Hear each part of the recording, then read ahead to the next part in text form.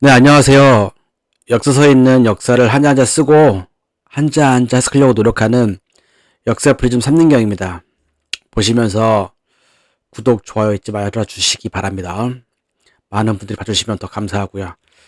오늘은 좀 다른 책을 하나, 그 중에서도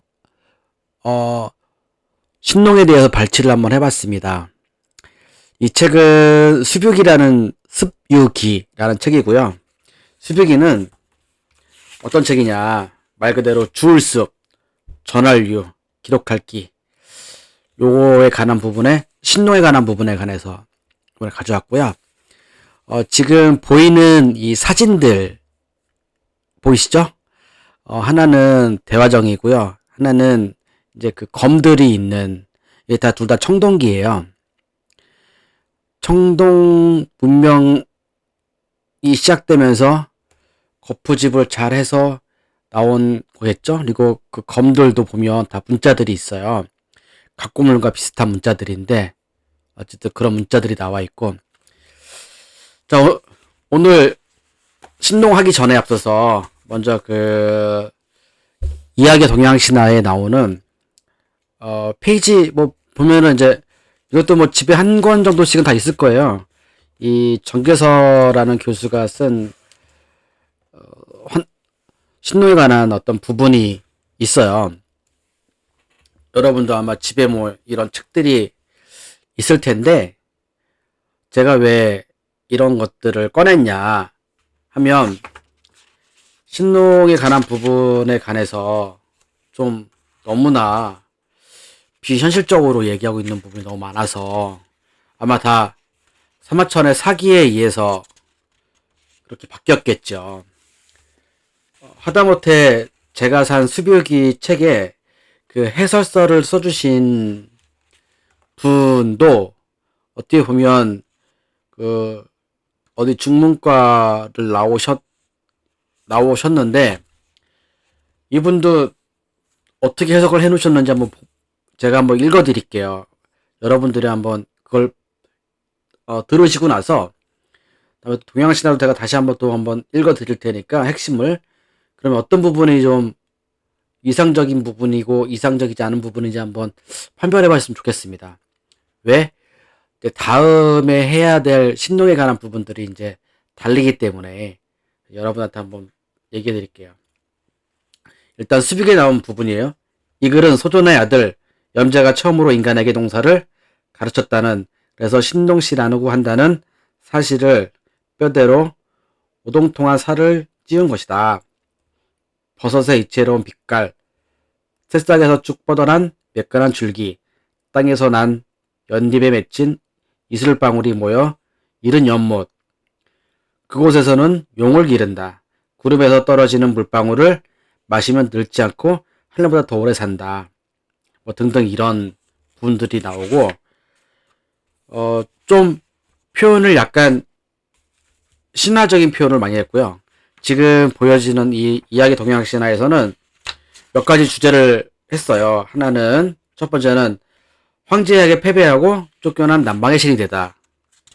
두 번째는 태양의 신, 염제신농의 탄생. 세 번째, 수렵사회에서 농경사회로 라는 부분이 있고, 네 번째로는 물, 땅, 시간의 신을 자손으로 두고 고구려 월남에서 인기 있는 신이다. 뭐 이렇게 얘기를 했는데, 이 부분에서 봐야 할 것이 어떤 부분이냐면, 고구려 월남에서 인기 있는 신이다. 이렇게 얘기를 했는데, 어떤 부분이냐면, 거기 책을 제가 잠깐 읽어드릴게요. 잘 한번 들어보세요. 두 차례의 전쟁에서 패한 염제와 치우의 신족은 그들이 원래 거주했던 대륙의 동방에서 쫓겨나 미개지인 남방으로 이주하였다고 한다. 염제의 패배와 황제의 승리, 이것은 자유롭게 공존했던 신들의 세계가 강력한 신에 의해 지배의 시대, 중심의 시대로 접어들었음을 의미한다. 염제는 비록 남방의 지역신으로 전락했지만 황제보다 앞서 대륙을 지배했던 까닭에 그의 후손 중에서 유명한 신들이 많으며 중국 및 주변 민족의 시조나 영웅들 중에도 그의 자손이 많다. 예컨대 불의 신 추경과 물의 신 공공, 땅의 신 후토와 시간의 신 10명이 등이 모두 그의 자손이다. 라고 나오는데, 여기서 지금 제가 말하고자 하는 부분이 뭐냐면, 두 차례의 전쟁에서 패한 염제와 치후의 신족, 이 부분을 좀 말하고 싶은 부분이 있어요. 이 부분은 뭐냐면 탕록이겠죠. 황제가 쌓았던 그 탕록. 자, 그렇게 좀 이야기 부분들이 또 있고, 요 또 두 사진은 뭐냐, 농경사회로 변하면서 각자 자기의 것을 가질 수 있었던 시기가 된 거예요. 그러니까 청동기 문명이 이제 발달했고, 청동기 문명이 발달이 하게 됐다라는 건 어떤 의미를 갖느냐 하는 것은 여러분들이 판단을 잘 하셔야 되는데, 지금 세상에 존재하는 그 청동 화금 같은 경우가 철기 시대 때보다 더 그대로 남아 있어요. 이 부분 굉장히 중요하죠. 그러니까 청동 화금에 대한 비율을 청동기가 더 먼저 나왔는데도 불구하고 철기보다 변하지가 않아요. 그러니까 그만큼 그 선조들은 그것을 다루는 능력이 뛰어났다는 거겠죠. 그리고 지금 여기 화폐들이 나오는데, 이 화폐에 대한 부분이 뭐냐면, 저는 이제 두 가지를 보는데, 이 화폐를 썼다라고 했을 때 그 자기의 것을 인정해주는 사회였다는 거잖아요. 그러니까 굉장히 민주적이었던 사회라고 볼 수 있고, 두 번째는 이제 밑에 사진을 보면 여러분들 보이는지 모르겠지만 문무대왕의 능비문에 기록한 화간지후, 이거 비밀을 풀어라, 뭐 제가 사진이 이것도 나와 있어서 요 부분을 좀 발췌했는데, 뭐냐면 화간지후, 불을 관리했던 그 임금의 후예들, 그게 문무대왕 그 비에 나와 있는 거예요. 그러면 불을 다뤘던 그 왕들의 후예. 지금 뭔가 되게 이야기들이 계속 오면서 뭔가 뒤죽박죽되죠. 애매하죠. 어렵죠. 자, 이런 모든 것들을 또 이제 풀어야 될 숙제들이에요. 그래서 오늘은 그냥 수뷰기에 염제가 나오는데, 염제에 대한 부분이 어떻게 써져 있는지 한번 같이 보고자, 여러분들한테 같이 한번 공부해 보고자 이 내용을 한번 발췌를 했습니다. 이거 지금 밑에 보이는 사진 보이시나요? 네. 좌측에 있는 글자는, 자, 잘 보면 열십자와 열십자 밑에 이제 또 날일자 열십자 있잖아요. 위에 열십자가 있고 밑에는, 그러면 이건 일직조예요. 두 개 열십자랑 일직조를 합치면 해돋이 간이 되고, 옆에 사람인과 배주가 있죠. 왜 배주가 먼저 나왔고 뒤에 이제 아침조자가 돼요. 나로로 변하거든요. 그럼 왜 이 글자가 지금은 없고 조자만 있는지, 아침조자만 있는지. 그리고 또 하나는 궁금한 것이 뭐냐면, 여러분도 같이 나눠야 될 게 뭐냐면, 사당묘 쓸 때 한자가, 그쵸, 지범자에 아침조자 쓰잖아요. 그리고 어디 왕조 얘기할 때 다 조자가 아침조예요. 그럼 이 조는 어떤 뜻이냐? 많은 분들이 얘기를 안 해주시거든요. 이 조가 어디서 왔냐? 이게, 우리 지금 이거는 듣도 보도 못한 한자잖아요. 근데 이걸 썼어요. 언제? 네. 뭐 조선시대도 썼겠죠. 저도 정확히는 알 수 없으나 어쨌든 썼겠죠. 저는 이거에 대한 것들을 보고서 머리가 띵 하는 느낌이 받았어요. 아, 내가 찾아야 되는 부분이 이런 부분이었구나. 라고 너무 놀랐어요. 그리고 그 책을 보면서 이해가 안 되는 거예요. 그리고 이해되려고 노력해도 한참 걸린 것 같아요. 각골문이든 금속문이든 그걸 해석해 놓으신 분들에 따라서 달라지는 게 아니라 지금은 엄청 발달되어 있잖아요. 그 발달되어 있는 어떤 과정에서 이젠 변한 거죠. 정보량들이 많으니까. 예전에 사마천이 사기 쓸 때는 한나라 때 얼마나 그 책들, 우리 지금 예를 들어 삼국사기 책 하나 그 50권짜리를 우리 그냥 책 한 권으로 거의 보고 있잖아요. 한자가 있어도 50권 거의 수레로 들고 왔어야 되는 분량이잖아요. 그리고 그것들을 다 머릿속에 어느 페이지에 뭐가 있다라고 다 머리에 기억하고 있어야 되잖아요. 근데 지금은 그럴 필요는 없잖아요. 많은 수많은 정보들이 우리한테 쏟아지고 있고 우린 그것들을 지금 잘 헤아려서 우리의 선조들이 어떤 일들을 했는지 따져보는 게 중요하고 우리 선조들이 어느 강역에서 어떻게 생활을 했는지 그리고 어떤 생각을 가지고 후대까지 남겼는지를 우리는 좀 인식해야 되지 않나? 라고 생각을 해서 이 사진도 한번 넣고 그다음에 신농에 대한 부분을 저는 좀 넣은 부분이 지금까지 알려진 바에 의하면 문자로 인해서 알려진 거라고 저는 생각을 하는데 문자로 알려진 분 중에 가장 오래된 분이 신농이다. 신농에 대한 기록이부터 시작이 되는 것이 물론 그 전에도 쭉 있었겠죠. 전에도 한번 규원사 때 얘기를 했었는데 그 전에도 많은 선조들이 있었겠죠.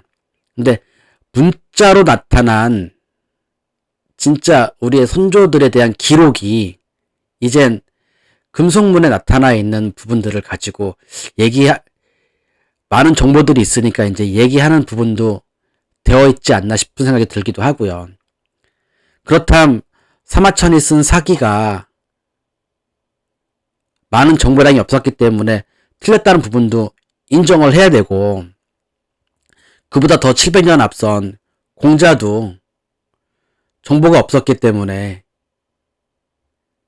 틀렸다고 보는 것보단 정보가 없어서 잘못된 정보를 가지고 설파했다고 생각해야 되는 부분이 맞지 않나 생각이 들어요. 만약에 정확한 그 정보들을 더 알았다면 그렇게 쓰지 않았을 거고 그렇게 전파되지 않았겠죠. 자, 제가 생각하는 부분은 이런 부분들이 있어서 그냥 오늘은 단순히 수뷰기에 어떤 내용들이 있는지 한번 여러분이랑 살짝 신농에 관한 부분을 이야기하고자 하는 부분이에요.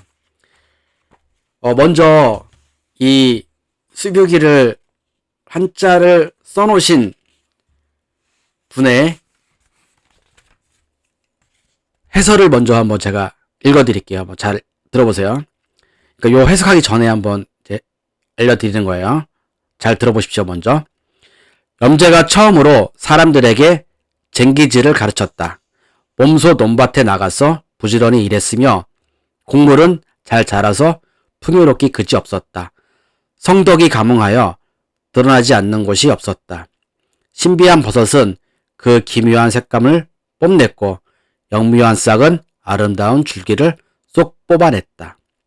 땅에서 불그레한 연꽃이 수레덮개처럼 쌍으로 피어났고 향기로운 이슬이 연잎 위로 또로로 굴러내려 어느새 연못을 이루었다. 이곳은 용을 기르는 장소인 환용포이다. 길에서 상스러운 붉은 풀들이 마구 자라고 무성한 숲을 위로 상스러운 구름이 뭉게뭉게 피어오른다.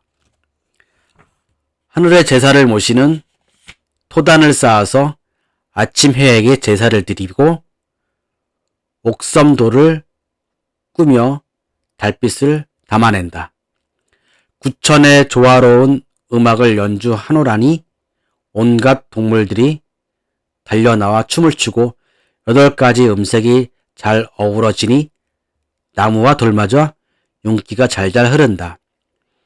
당시 흐르는 구름에서 물방울이 떠졌는데 이를 하장이라고 했다. 이 물을 마시면 득도하여 하늘보다 오래 살았다. 자, 이게 제가 산 수비기에서 해석해 놓으신 부분이에요. 그러면 이제 저의 해석을 같이 한번 보겠습니다. 얼마나 저의 해석은 애매한지 한번 같이 볼게요. 자, 염제가 비로소 백성들에게 쟁기질을 가르쳤다. 몸이 근면하여 밥도랑과 일항에서 일하였다. 100가지 곡식이 크게 생장하였다. 성스러움과 덕이 느끼어 없는 자가 없었다. 엄청 틀리죠? 자, 두 번째 줄. 신비로운 영지, 그 다른 색을 바라고 영묘한, 지금 영묘하다라고 그 앞에 해석해 놓은 부분이 뽑을 바를 뒤로 빼려고 이제 다시 한번 해석해 본 거예요. 그래서 보면 영묘한 그 아름다운 이삭은 뽑아내고, 물육자 있죠? 그러면 내륙 땅에서 붉게 도랑에서 나란히 덮여서 낳은 향기로운 이슬이 물방울이 스며들었다. 엄청 틀리죠? 그러니까 그냥 해석하면, 그 미사여구 다 빼고 해석하면 정말 틀린 거예요. 또 어떻게 이렇게 미사여구를 넣었죠? 해석이랑 너무 틀려요. 그러면 비단 지금 제가 왜 이 얘기를 하냐면, 이 해석하는 게 중요한 것보다 왜 이 얘기를 하냐면, 그러면 삼국사기나 삼국유사나 아니면 다른 역사서 같은 경우에 우리가 한자를 안 보면 얼마나 해석을 이렇게 개판 쳐놨겠어요. 그렇지 않을까요? 그래서 제가 미리 앞에 읽어드린 거고, 저의 해석이 얼마나 정말 고지고대로 글을 해석하는 부분인지 같이 한번 느껴보는 거죠. 자, 세 번째 줄. 하류에 이르러 연못으로 인하여 황룡의 포라, 붉은 풀과 덩굴이 넓게 내거리에,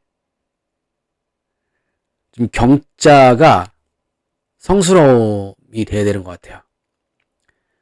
그래서 바꿀게요. 넓게 내거리에 성스러운 구름과,